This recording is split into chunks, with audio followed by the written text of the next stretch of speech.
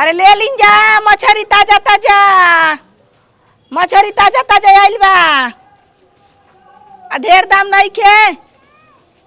हाँ तो खसी तकबे कर बजा लेवे के मन नहीं खे तो न तल जा। ऐसे भी एजा न लूटपटारे रहेला काहे से सब कोई कहेला कि रंगीली भौजी। हाँ हाँ तना बढ़िया बढ़िया मछली मिली हन सोचा तन जा कि बड़का बड़का चाही। आय अतना लूक मारता कि फोट सुखा जाता सन पानी छिड़क ताजा कर ले। अरे मछली ले लीजिए जी मछली का हो घुर फेकन बो। हाँ हाँ तब जी प्रणाम प्रणाम प्रणाम प्रणाम। आराम बनो आराम बा मछली ये बेरा कैसे को बेरा के ए महाराते नहीं आवता चोट पोट बेचा जाता आटा ता आय मछलिया तो ठीके लागत है हो। तब कैसे का? किलो बा ढेर नहीं के 140 के बा। माने काल देत रहलो 130 रुपया बेरा 10 रुपया बढ़ गइल। अच्छा ये बताइए काल सब सब्जी के महंगाई कैसे रहे आज सब्जी ना ऐसा मछली ऐसा ना 130 रुपया देबू तो कह सुनी 130 के मछली ना मिली 2 रुपया कम क देहिब। 2 रुपया कम। हाँ 138 के कर देव। 38 के हाँ 138 रुपया किलो। मैं मोबाइल वाली से हो। अच्छा ये बताइए हाँ? मुँह लैकी सन अब बेटा कहता नहीं हिलत ऐसा डोलत ऐसा जब मछली गिरल ऐसे उठा के ना ले गइलू हां रहुओ मजाक करे चलैला तब जीजा आइल बड़का माने भौजाई हम का के मजाक करतनी हम।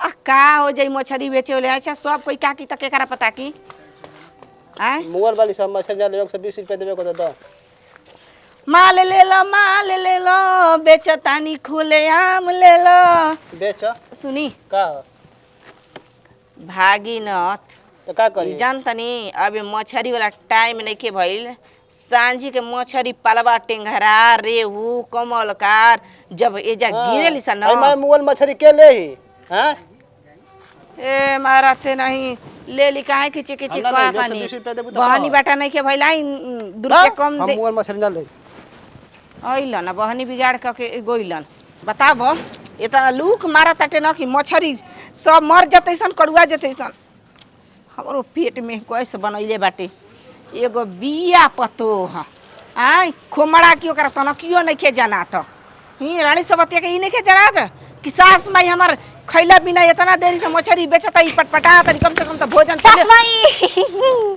अब आ गई चौक जा हमारा करे जावा ए सास माई मत तू खिसिया बतबा पूरा घर के काम कर दिल बानी हम पूरा काम कर दिल बानी। अरे जना तक बिना खियले ना पियले वाह वाह सास माई तू जा खा पी के आओ हम बेच देतनी करे हां खाना ना लेके आवेला आ तू बेच देबी कैसे हाथ में डोला के लिए ती हाथवा में ऐसे खुले ना निक लागेला सास माई सुना ऐसा बात मत मार थपारा वाले न त मुहवा बन जैता है जा खा के आवा हम और बेच दे लेकिन नहीं रहतो जू बेच देबू जाके खाना ना खा सकलू त गोवा टूट गइल बा का सुना तारा बेचे ना आई मछरी अच्छा ठीक बा बेची हो हम तो ऐसे खराब होली सास माई दे आ गेली हां 140 के बा अच्छा ठीक बा हाँ हां 120 के बा अच्छा आज जब बेचा जाइए तो अंदर रखले बानी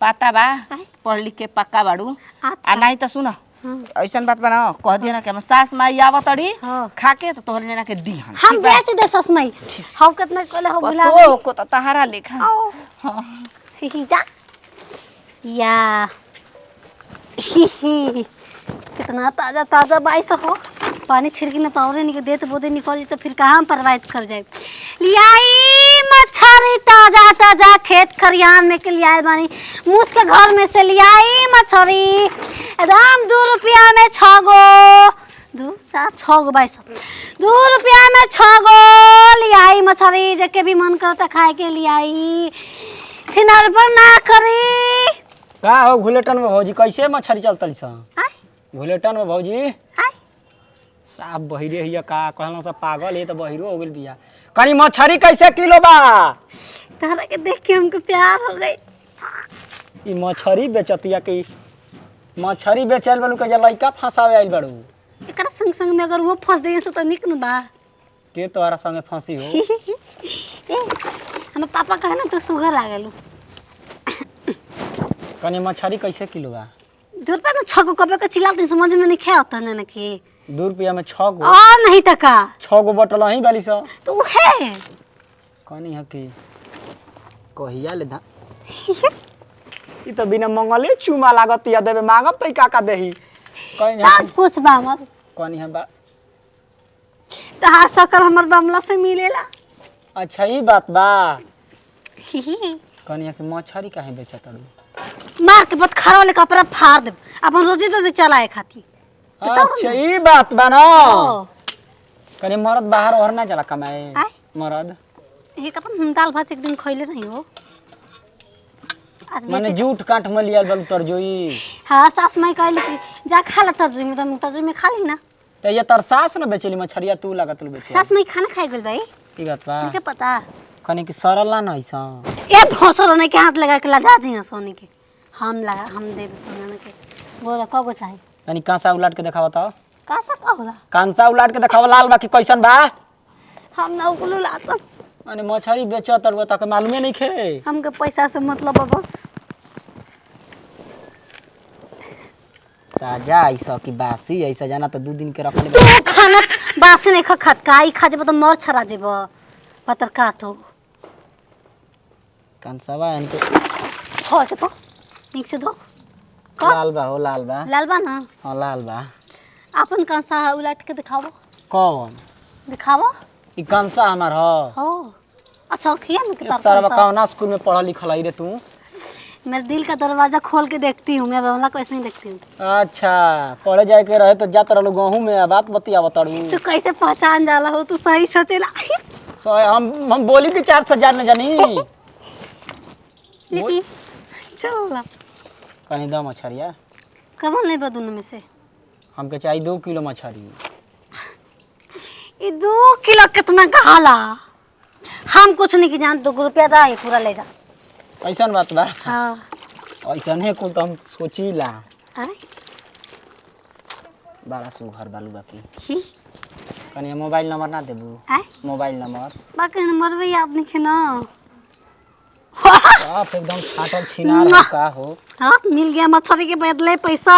मैं ले ली आय? मैं ले हाँ मैं ले जा इतनी का कोई हम है तर जी और जी ले जा तो हम जुही बेच का हमारा देंगे। काम बा आइल बना हमार तिल कहर उ देखे। ता अपन तिलका में ना बोले बा हमरा के आ जई हो आ जाइम ना आ जई आदमिया खाना भी गन पिछवरिया उहे बिटोरे आ जई हो।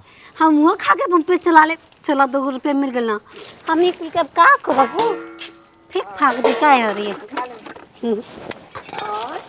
मार पतो लक्षणवा तने बिया देखो हम एक सुबह के बैठ के बेचत रही मैं बेच देलू। हां सस माई ना कहीं पतो के तो तहारा लेखा सुना हमर आछे पतो ना हो। हां आय हमर दुलर ना हो सुना मछरिया बेच देल बड़ पैसा बा 2 रुपया रख ले भाई का ये भसर 2 रुपया में बेचल में तो कहां ले 50 करोड़ दिन तक रखे 2 रुपया में। हां कई बोला यो रख ला मछरी जन बेच लेबे तौन पैसा दे उहे पैसा हो ये भगवान करे आय 2 रुपया में मछरी रला।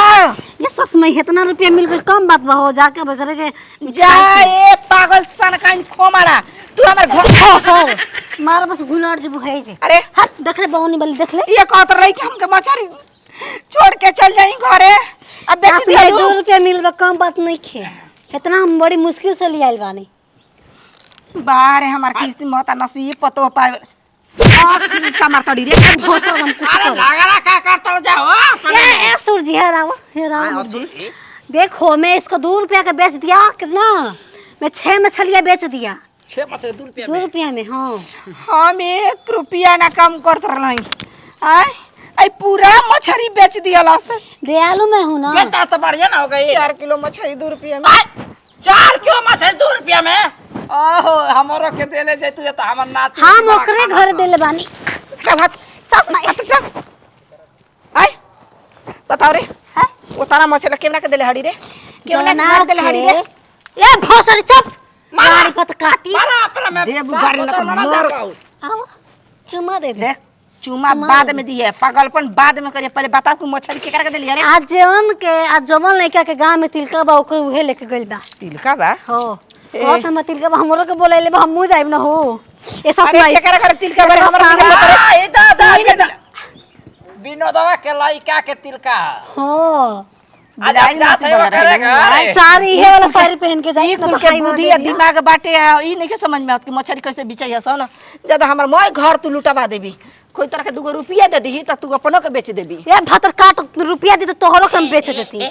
हाय हमरो के पहुंचवा दी हां ठीक है तू आ जा घरे कर पे लेबू हम आई के लेबो हो सर भाग इतना सास में गरमा गई यार खतरनाक दिया हो चले जाओ करे घर की